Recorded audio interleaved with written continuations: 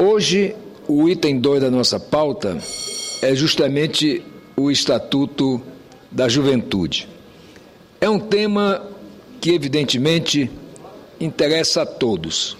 Um país que não cuida da sua juventude não tem futuro. Um país que não dá à sua juventude condições de educação, de saúde, de bons ensinamentos, de bons costumes, o que pode esperar para o amanhã? Adultos mal formados, adultos despreparados, adultos maus, inclusive, que, portanto, teremos como consequência uma nação que não será uma nação de primeiro mundo, sequer talvez de segundo mundo.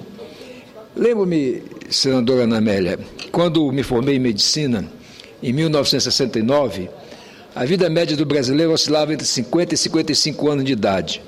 Hoje nós estamos, a vida média em torno de 75 anos de idade.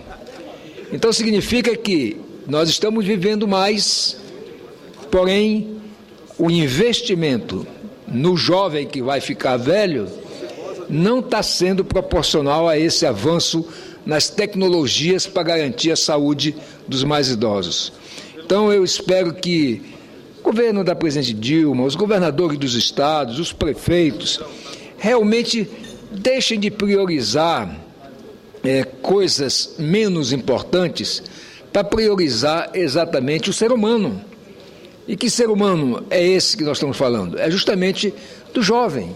Eu já estou na fase dos netos jovens, mas também já passei pela juventude, já tive filhos jovens, e me preocupo muito quando vejo, e todo mundo vê nas televisões, as maiores vítimas, por exemplo, das drogas, dos assaltos, e até os praticantes desses atos serem justamente os jovens. E por que isso? Por falta de políticas públicas que, de fato, assistam os jovens. É verdade que esse Estatuto da Juventude tem vários aspectos que vão ser deliberados, mas eu entendo que fundamental, e olhe que disse que sou médico, fundamental é a educação.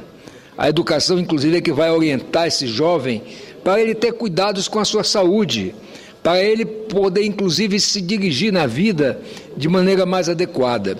Por isso, não poderia, antes mesmo de chegar a hora do debate aqui sobre o Estatuto da Juventude, perder esse dia para fazer esse registro. Inclusive, eu diria que várias instituições deviam também não esperar só pelos governos, porque no Brasil se tem muito essa mania de esperar só pelos governos. Muitas instituições poderiam fazer mais pelos jovens. As igrejas, o Rotary, o Lions, a maçonaria, as associações de classe poderiam também fazer ações que beneficiassem, de fato, os jovens. Por exemplo, na maçonaria existem as chamadas ordens paramaçônicas juvenis, que, por coincidência, ontem foi o dia da ação paramaçônica juvenil do Grande Oriente do Brasil. E no dia 18 do mês passado, o Dia Mundial, o Dia Nacional da Ordem Demolé, que são dois organismos paramaçônicos que a maçonaria mantém, justamente para incutir no jovem o bom ensinamento do amor à família, do amor à pátria, da dedicação ao estudo, do servir ao próximo. Então, se toda a sociedade se mobilizasse, e principalmente o governo desse o exemplo e até estimulasse, nós teríamos, de fato, a tranquilidade de saber que a nossa juventude teria não só direito a meia entrada nisso, ou direito àquilo, mas teria principalmente a condição de poder estudar, ter saúde, ter lazer também, que é importante para a sua formação, mas, sobretudo, ter a garantia de que o governo não vai esperar que a pessoa vá delinquir para depois agir. Vai esperar que a pessoa esteja, digamos assim, numa situação difícil para depois ressociá-la ou reeducá-la. O que nós precisamos, e isso vale para qualquer atividade humana, mas principalmente na medicina, é prevenir. Prevenir é o melhor caminho para tudo. E principalmente, em se tratando da juventude, o que nós temos que fazer para prevenir que o jovem não seja amanhã um adulto pouco útil à nação?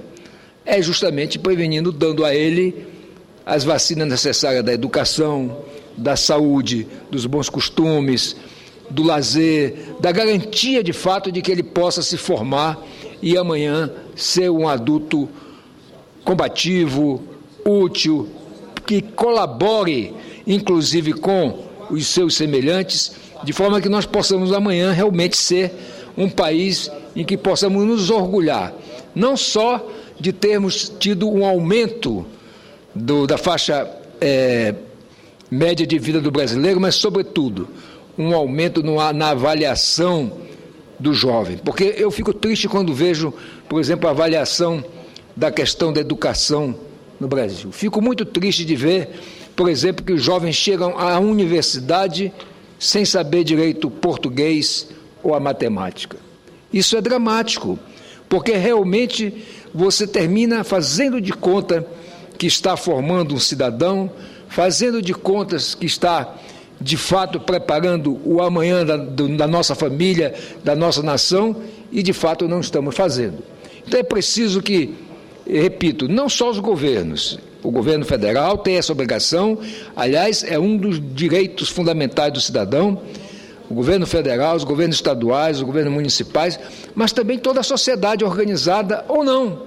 Até mesmo uma pessoa individualmente pode fazer no seu bairro, por exemplo, onde mora, uma associação e mobilizar em torno da ideia de manter o jovem estudando, ocupado com atividades que possam construir um caráter e uma personalidade útil à nação. Portanto, queria deixar hoje aqui esse meu depoimento, vamos dizer assim, no dia em que nós vamos aqui discutir e, se Deus quiser, aprovar o Estatuto da Juventude. Agora, como se diz no popular, o povo todo diz, mas muitas vezes o brasileiro, por vezes, diz assim, precisa fazer lei. Lei, só a lei, não funciona.